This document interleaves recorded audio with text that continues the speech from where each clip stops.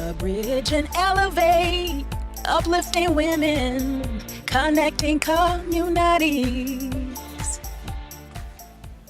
Hello, I'm Tanika Cherie, and I am with Be a Bridge and Elevate, where we uplift women and we connect communities. I am here today with Elizabeth Chritton. She is the owner of the AVON Mega Store here in Overland Park, and we are interviewing her today to learn her story and her journey, what it took for her to get here and have this absolutely beautiful store. Elizabeth, thank you so much for your time. Sure. Tell us, what made you get into AVON and why open up a store? Well, originally I was an IT professional working at Sprint. And then, of course, the telecom bubble happened, all the mass layoffs, and I ended up without a job. And I decided, you know what, my kids are little, I just want to stay home. And so I had sold Avon in college, decided to do that, just went out and knocked on doors in the little town of Gardner. Mm-hmm. Within 6 months, I'd sold $10,000, Wow. won a trip to Key West and Cozumel. Sprint never sent me to Cozumel. Are you listening? Right? And ended up on the front cover of one of their magazines for reps. And that's where I met other people who'd had a store, and that's when I decided to do it. So 14 years later, here we are. This is absolutely amazing. And so what did you find when you were going through this? Do you ever get discouraged? Did you have to lean on other people for like business advice? Did you ever just want to give up? Or? Yeah, well, I think it's Dun & Bradstreet did a study. And, you know, most businesses go out of business within 5 years. Yes. Right? And then, but those that stay in business, 95% of them have a mentor. They have a coach. Absolutely. Right. So that was the most important thing. And actually 6 months into owning the store, we were pretty much about to close.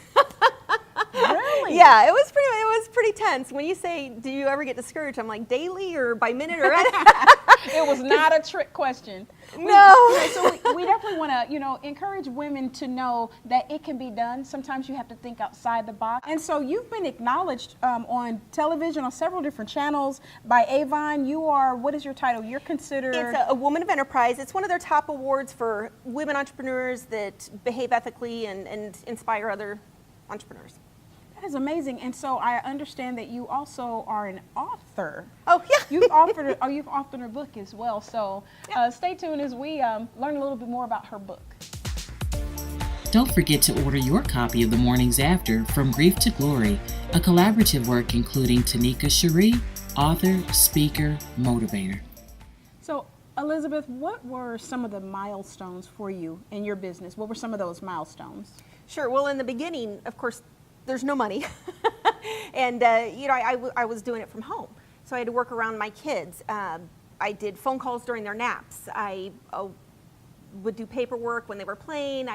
As soon as my husband came home from work, I'd have dinner ready. I'd go out the door and do the stuff that travel. So you have to make it work with your life, right?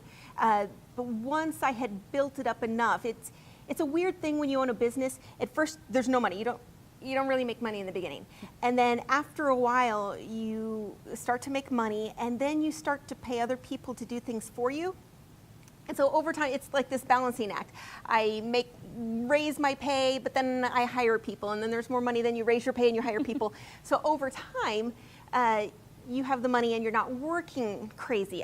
When I opened the store, I was working 90 to 100 hours a week. I actually clocked in on my computer just to keep track. I was here till 1 in the morning. It was crazy. The amount of work, people tell me often that I make things look easy, but nobody really realizes the amount of work. And the amount of sacrifice that it takes for something that you want to do, especially when you're providing for your family. So Elizabeth, as you were selling Avon, what was your frame of mind or what was your thought process when you decided, I want to take this, or you knew that you were at that point successfully to where you actually wanted to have a brick and mortar, where you wanted to move your business inside of a building? Right. Well, I had, like I said, I'd been selling door to door, and I had such a huge customer base, and then I had built such a big team, I decided to open a little teeny space, just a sales and training center. Okay. It was only around for 6 months, but just to help pay the rent while I was growing, I put a few products on some shelves. Okay. And I sold so much stuff, it was a bad idea, and it never made money, it only lost money the whole 6 months. Yeah. But I realized there was a need for an actual store in the metro, and that's what made me decide to take the leap and open a store. Okay. And so now you would say as you were sharing with me a little bit earlier, about just the advancement of like technology and how that's changed with the internet and all of that and social media. How has that affected your business from where it is today and where it was even 10 years ago? What would you say? Well, the thing is, the one thing constant about life is change.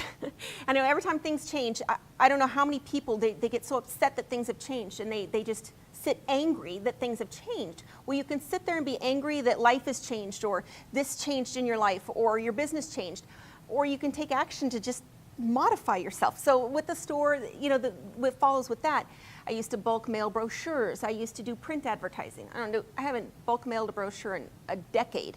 Then we moved on to phone calls and then email. And people still look at email, but in the last 3 years, we've moved to Facebook.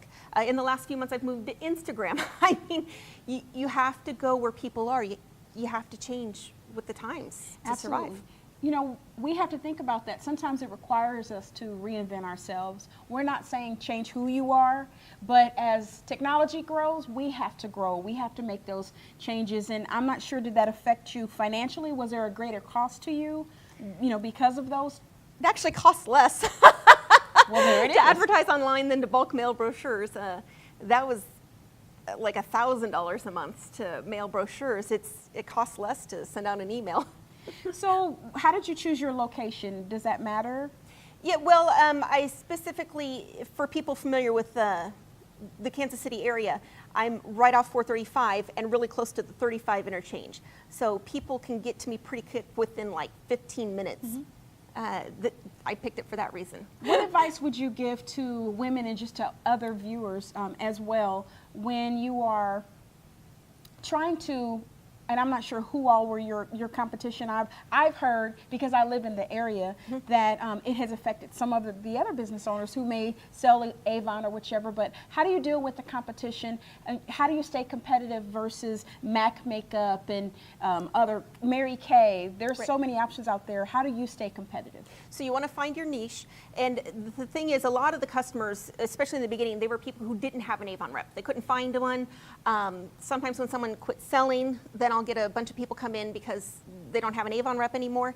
But for the brand Avon, what we have in the store, we have prices like, say, Walmart, or we have discount prices. Okay. But then all the employees are trained to help match foundation. They're all trained to help people get the products right for them. And that's what you get in a department store. So we have discount prices with more of a department store atmosphere. And so help me understand the human side of it all, meaning I know that you have women that may come in, everyone doesn't wear makeup, everyone doesn't really understand or are not educated on the skincare portion. And I know as a business owner that you're doing a lot. You're wearing a lot of different hats, and you may not be so much involved on the beauty side, but what happens when that woman walks in the door? What does that conversation look like, and how do you help them?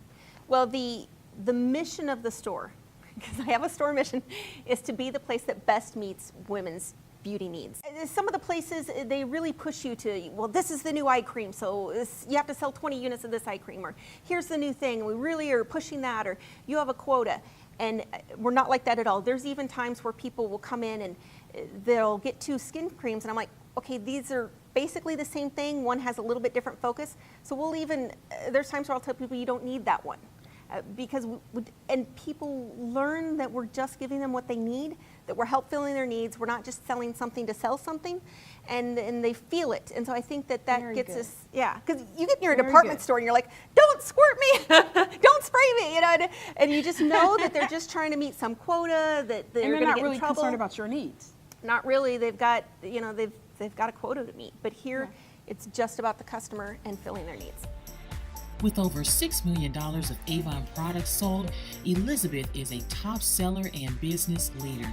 Elizabeth transforms lives through her writing and speaking. Check out her book, From Knocking on Doors to Making Millions. Welcome back to Be a Bridge and Elevate. So I understand with all of your successes with the store, with all the news coverage that you've had and the awards, that it inspired you to write a book. Right. And your book here is From Knocking on Doors to Making Millions, and stopping strategies for Direct sales. Direct sales. So tell me a little bit about the book and what you're doing now for business owners. Right. Well, I decided, the thing is, money is choices. Money equals choices. And I just feel there's so many women who struggle to make choices because they don't have the money. They can't do with their life what they want because they don't have the money they want for themselves, for their kids, for their life. And so I'm really passionate about getting money in the hands of women. So I wrote the book to help women make money. And here's the interesting, so once I told about $5 million, I thought, well, I could write the book on this. So I did. Yeah. But I interviewed 24 other direct sales specialists from across the country, from across anything. I have Avon, Mary Kay, Pampered Chef, doTERRA, all kinds of companies in here.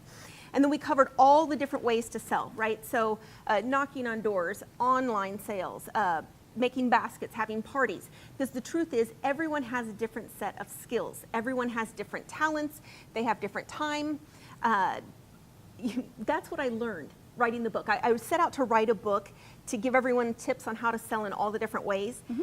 And what I discovered is that you really, to be successful, you want to sell in the way that speaks to you. To sell in the way that speaks to your heart. So if you love doing parties, you are going to be successful throwing parties. Mm-hmm. If you're I know someone who's an extreme introvert, she makes a killing selling online, right? Because it fits her personality. Mm-hmm. So whatever you're set out to do, if you love to cook, then I know a lady that sells barbecue sauce from her house, right? Wow. And everyone does something different. So if you love little kids, do a daycare. If you love selling product, do that. But there's so many different ways.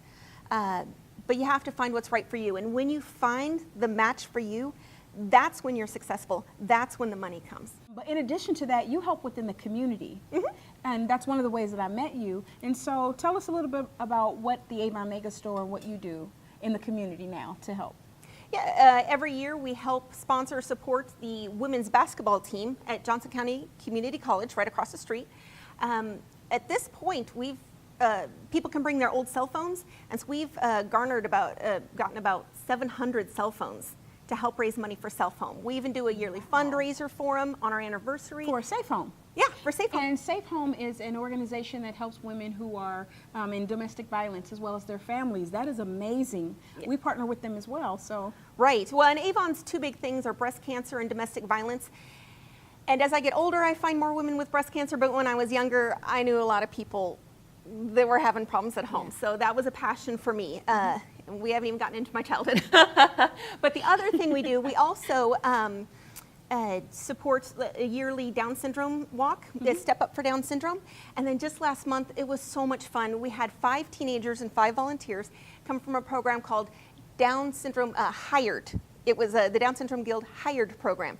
And they came in for 2 hours and practiced a bunch of job skills and got to go back and get training to help them get hired because they're an underserved community.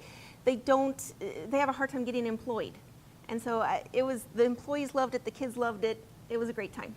Elizabeth, it really just touches my heart to see your sacrifice and how you stayed with it and the support of her husband and her family, and then to have this store, but now you're actually reaching back, you're educating other professionals, you're helping people within the community to learn job skills, and to be able to come into your store, you're going above and beyond. That you guys need to come and visit Elizabeth Chritton here at the AVON Mega Store in Overland Park, Kansas. If you are interested in learning more about Avon or having your own business, contact her. Please provide them your contact information. Or if you just are starting off a business and you want to learn some business strategies, here's a woman here that you can actually reach out to or talk to, reach out to her on social media, and she can maybe provide you some next steps.